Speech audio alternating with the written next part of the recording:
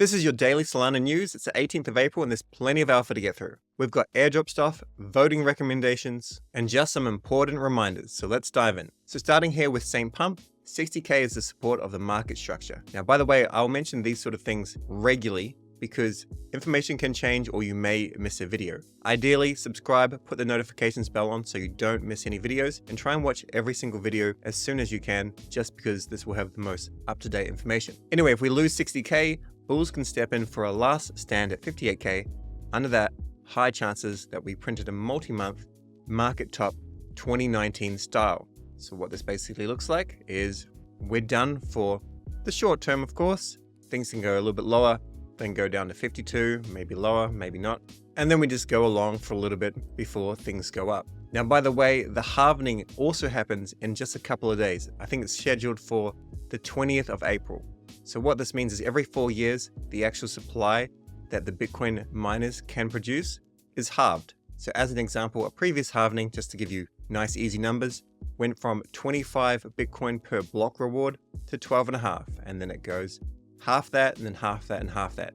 And typically, and I may cover this tomorrow, but when a halvening happens, then things start to boom. Just that's how it's been for the last few cycles. However, every cycle is going to be a little bit different due to the fact that right now there's a war going on. There's a couple of wars going on, and that can affect things. And also right now, the Federal Reserve in the US is very hawkish. They're not trying to let inflation get out of control. And these risky assets like crypto, they do well when inflation goes high. Let's have a quick look at CoinGecko, however, almost $62,000 for Bitcoin, and Solana's 132. You can probably easily tell that putting on a leverage long or short, not a good idea right now. In fact, leverage in general, you really need to know what you're doing. Down 25% over 7 days, but we've been hovering around this 130 mark. Now I did buy some more at like 130, 140, 145, and I'm okay with that because long term, I still feel within 18 months, maybe less, the price of SOL will hit $800 or more. And even if it doesn't go that high, I think it will do much better than this. This is just a temporary thing.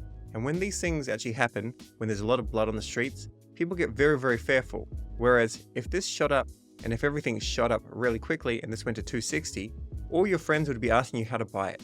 When in reality, now is the time to be focusing more and potentially dollar cost averaging in.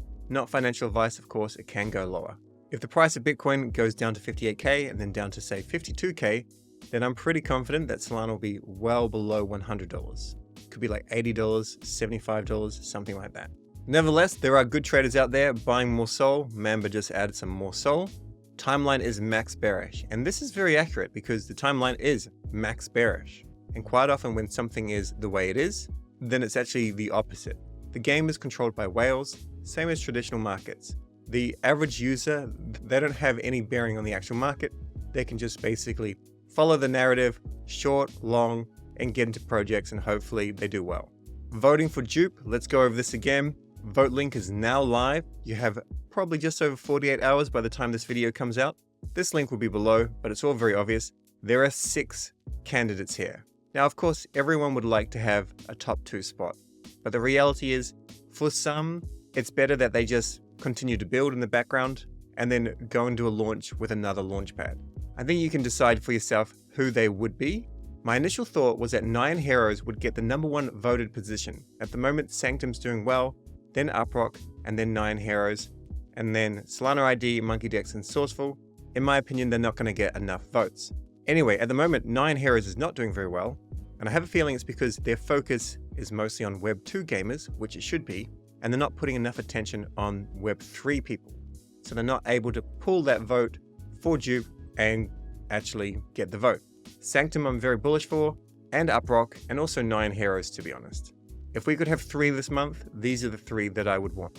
Now, before we dive in, here's a take from Chemo that I just don't agree with. I initially agreed with it, and now, new data, I no longer agree. In my honest opinion, projects incentivizing votes on LFG won't work often, if at all. Vote for what you think the best project is, you'll get tokens either way at the end of the active staking rewards period. So how this works is 1% of the total supply goes to the Jup DAO and the Jup team. It's split, 75% goes to Jup DAO, 25% to the team. The 75% goes to active staking rewards. So in other words, you must go and stake your Jup, lock it up, and go and actively vote, then every few months, every quarter or thereabouts, you're going to get a decent amount of rewards. It will be a linear system, so if you have 1 million Jup versus 1,000 Jup, the person with 1 million Jup, they're going to get 1,000 times as much, as long as both people were actually voting the same amount. Now the thing is, crypto has bribery. Bribery is the function, it's worked on other chains, it works in many, many cases. So on this particular occasion, you are allowed as a project to say, vote for us, anyone that votes for us, we will give you an extra amount of tokens. Some projects will do this transparently by actually saying this, some will allude to it, and some may just do it because they want to do. So as an example, Zeus were very generous with their airdrop. They literally gave rewards to everybody who voted in the first round, even if you didn't vote for Zeus. Then Sharky, which to be fair, doesn't have as much liquidity, the market cap was never going to be as big, they did not do anything like this. And so I think, because I believe with Chemo's sentiment, I do think incentivizing voters is actually what's going to work. It's not what's right or wrong, it's what will work. Now, if you want a rundown of the 6, you can check out this thread from Fabiano. If you have more time, you can go through these quick little interviews with Cash. Each one's about 3 minutes long. But as I've mentioned before, I'm voting for Uprock. So Uprock needs votes. I want you to vote for who you want to vote for, but I'm going to give you the thesis on why Uprock. One thing with Uprock is the app is already live. It's live on macOS and it's also live on Android. So what is Uprock? Uprock is a way to use your excess bandwidth of internet to go and crawl sites, grab data, feed it through an AI model, which then gets sent to other people, such as projects and companies, and they pay for that data. You don't share any of your actual data, you're just sharing your resources. You then get paid with a UPT token. The great thing about Uprock, 50% of the total supply is going to the community, and they've been very, very clear with their token allocation. Also, initially 10% of the team tokens would have been unlocked at the token generation event. However, they've now changed things. They're also milestone based, so as they get more and more users, more of their tokens actually unlocks. I've done a thread on this, you can go and read this. It's very clean, very easy to follow, and it'll take you 2 minutes to go through. The other important thing to note, and this is just for your information, they are essentially bribing people. They're rewarding the people that vote for them. So for round 1, even though they actually lost, we announced a distribution of 1 million UPT to dedicated Uprock voters. While the topic of rewards can lead to complex discussions, rest assured that we are carefully evaluating essential factors like token value. So I guess one of the issues here is if they gave away too many tokens, people grab their airdrop, they sell their airdrop, the token price goes down. And we can focus on this once they or another project actually launches. We can cover that beforehand. Anyway, we're now going into vote number 2 because they missed out, of course, on vote number 1. And will they actually reward? I think so. They haven't said it exactly. All they've said is your loyalty does not go unnoticed at Uprock. In fact, you have our word for it. Now let's move on to Sanctum. Now, Sanctum is a liquid staking token DApp on Solana. And I'm very, very bullish on this. Super bullish. I mentioned this yesterday. I've probably mentioned it a couple of times, to be honest. But one thing that I find as an issue is there's no transparency on their tokenomics. And they have this great post out, and I do like that this post has come out and essentially says, can we trust you? What happens if you launch something predatory? For starters, etc., etc., etc. They also went on something like this, working with the community.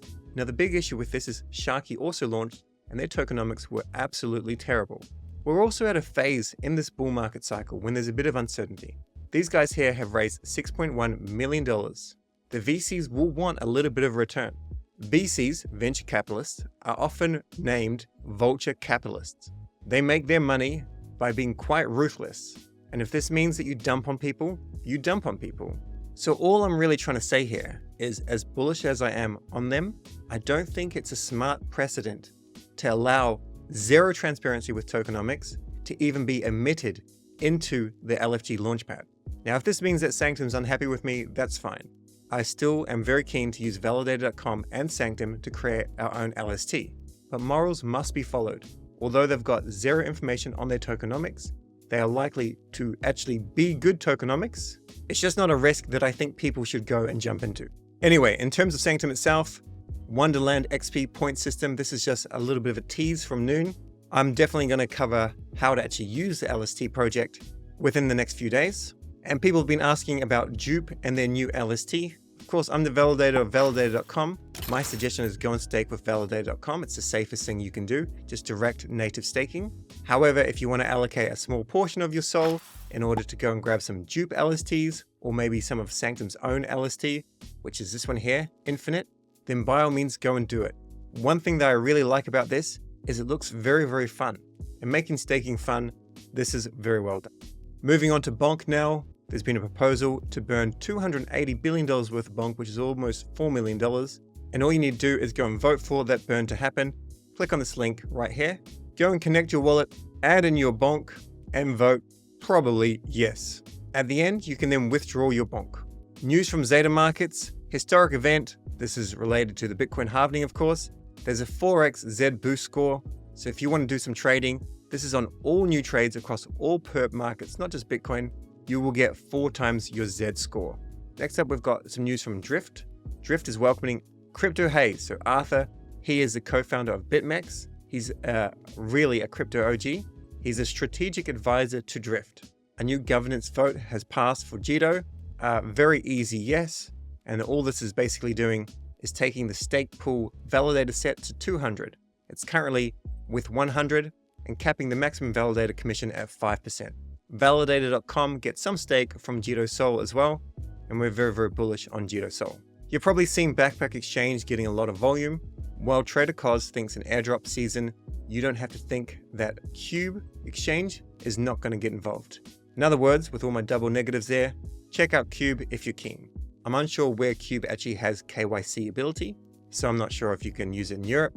I think you might be able to. With Backpack Exchange, they don't have any licenses, so I can't use it in Portugal.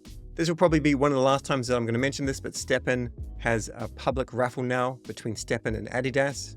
These things are very expensive.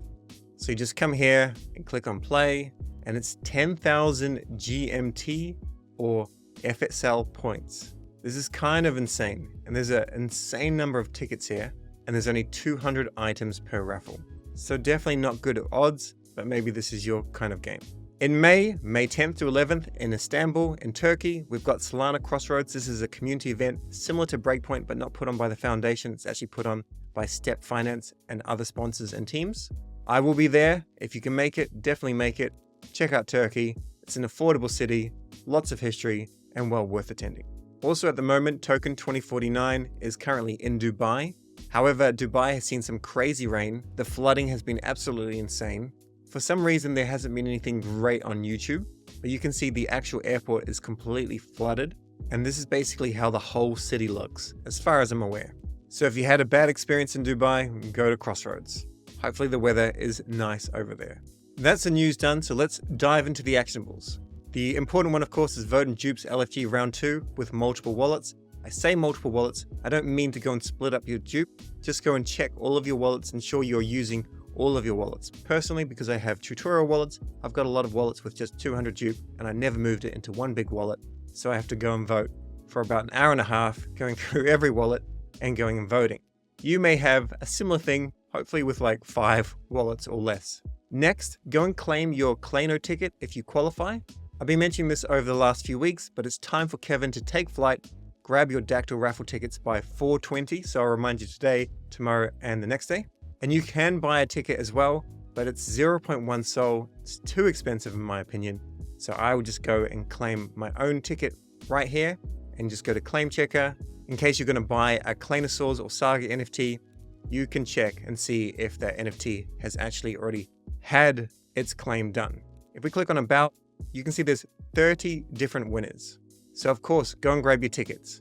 But if you're going to go and spend 0.1 SOL, when there's probably going to be maybe 60,000 tickets, I don't think that's worth it. The risk is too high, but maybe you want to go and DGen with like 1 or 2 tickets, and completely up to you.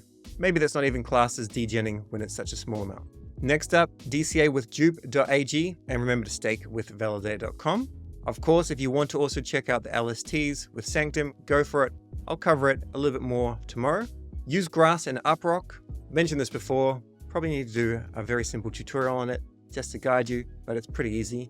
Right now, Sol is very cheap. So 0.1 Sol's $13. You can go and send a friend, say 0.1 Sol, onboard this normie friend into Drip because you do need 0.1 Sol in order to get started. Or of course, you can give them your own drip code. Just go into drip and you'll see there's an invite code. But start them off with $13 worth of SOL, be a good friend, and start to bring people into Solana in a nice gradient way. And I covered this yesterday, but maybe USDC and Sharky, add some LP with Meteora. There's 50K in rewards, and it should be worth doing. I'm also going to add in here just how to vote with vote.jup.ag. It's super simple. Just go and connect your wallet. If you have some Jup but you haven't already staked it, you just jump in like this. You can see there's almost 90 Jup in here. I'm going to click max. I'm going to stake it all. If you want to unstake it, there will be a 30-day cooldown, which means if the price goes really, really high and you think I want to take profits, you would need to unstake it and put on a hedge position. I cover this in my video with drift and hedging a position. We won't go over it again, but that's how you do it. Then we go to round number 2 of LFG voting. We've got all these different projects here. You can go and vote for whichever one you think deserves a vote. Uprock is who I'm going to go with. Sanctum is getting an insane amount of votes. They have not announced anything in terms of bribery, but a lot of the bribery can come after the fact. In other words, there can be some hints of it. Or they could just reward those that actually went and voted for them. So this is why I feel that bribery up front is a smarter idea. 9 heroes, they haven't really put in marketing effort into actually attracting any votes, which is strange. Anyway, I'm going to go with Uprock. You can go with whoever you like, of course. Go and click on vote, and then there's a small Solana transaction. Confirm that, and then we just have to let the transaction go through. If we're having any issues, of course, we can just go to priority, and we can change this. Change your priority fee, but you should be okay with just fast. Now we can see Sanctum doing very well, 66%, Uprock 17, 9 heroes currently on 9, Sourceful, Monkey Dex, and Solana ID below 5. Now I'll also mention that I do think 9 heroes will probably get a nice kick up because they've got some VCs with them, and I imagine their VCs probably collectively have maybe 50 million Jup. So maybe on the final day, this will dive in and push them up. Either way, all you can do here is vote for who you want to vote for. Let's also do a little bit of an update on the Shark and USD pool. So we'll jump in here, 50K rewards, so juicy. We can see thus far I've earned $2 in my unclaimed rewards, and my swap fee is here, and the price has dipped down a little bit, down to 35 cents, but I'm still within range. So I'm still earning some money here. With this one though, I probably need to move it further down so it gets more trading volume. What I can do here, of course, is just claim all rewards and fees, some Sharky, some USDC. We'll go and confirm that. Then we'll go back to add position. We'll let it load. I wonder why this says $1.40 still. Unusual. We'll confirm that with a separate transaction. And then I'm going to turn off autofill. I'm going to add all this back in. So we're kind of compounding our position. We can see that trading volume has decreased significantly. And this also means that the 50K in rewards is probably going to be quite a bit juicier. The total value locked is only $200,000. And there's 50K in trading rewards. That's pretty insane. So we've gone and added our Sharky. And now I'm going to go and add in a new position, turn off autofill, add liquidity, and confirm. The only downside to this is moving all of the positions around. It takes a little bit of time. That's all for your actionables. Do try and do a couple of these actionables, ideally all of them if you can. Stay curious, and I'll catch you tomorrow.